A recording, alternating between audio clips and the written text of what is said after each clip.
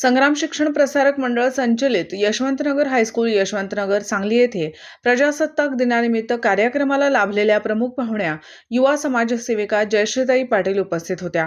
यावेळी ध्वजारोहण व तिरंग्याला सलामी जयश्रीताई पाटील यांच्या हस्ते देण्यात आली। भारतरत्न डॉक्टर बाबासाहेब आंबेडकर यांच्या प्रतिमेचे पूजन करण्यात आले। तसेच संग्राम शिक्षण प्रसारण मंडळ संचलित स्कूल यांच्याकडून जयश्रीताई पाटील यांचा शॉल, श्रीफळ व सन्मानचिन्ह देऊन सन्मान करण्यात आला। यावेळी सर्व विद्यार्थ्यांना प्रजासत्ताक दिनाचे महत्त्व याविषयी जयश्रीताई पाटील यांनी मार्गदर्शन केले। तसेच शाळेचे मुख्याध्यापक यांनी सुद्धा संविधानाचे महत्त्व तसेच संविधान किती महत्त्वाचे आहे याविषयी सर्व विद्यार्थ्यांना मार्गदर्शन केले।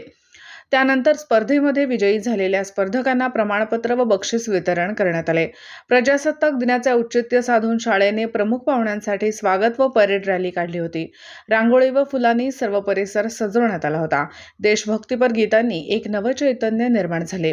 तसेच उपस्थित सर्व मान्यवरांचे स्वागत व सत्कार करण्यात आला। यावेळी जयश्रीताई पाटील यांनी शाळेतील विद्यार्थ्यांचे भरभरून कौतुक केले।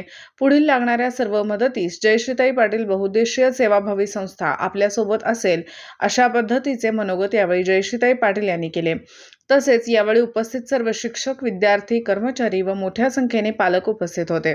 आपल्यासाठी एवढं कष्ट करतात, आज आपल्याला दिवसभर राबून इथे शाळेला पाठवतात का तर तुम्ही उद्याचं भविष्य म्हणून त्यांच्या समोर कुठेतरी उभा राहावं, तुम्ही चांगल्या पदवीवर चांगल्या ठिकाणी नोकरीला लागावं एवढीच अपेक्षा प्रत्येक गुरुवर्यांची पण असते आणि आपल्या आईवडिलांची पण असते।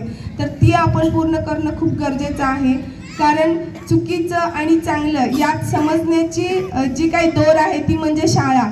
आज आपल्याला शाळेत जे शिकवलं जातं ते घरात गेल्यानंतर विसरायचं नसतं, तर ते आपल्या स्मरणात कुठेतरी राहिलं पाहिजे। यासाठी पण आपण प्रयत्न केला पाहिजे। पिक्चरमधली गाणी लगेच लक्षात राहतात, पण शाळेतल्या पोएम कुणाच्या लक्षात राहत नाही, हे आपलं दुर्भाग्य आहे।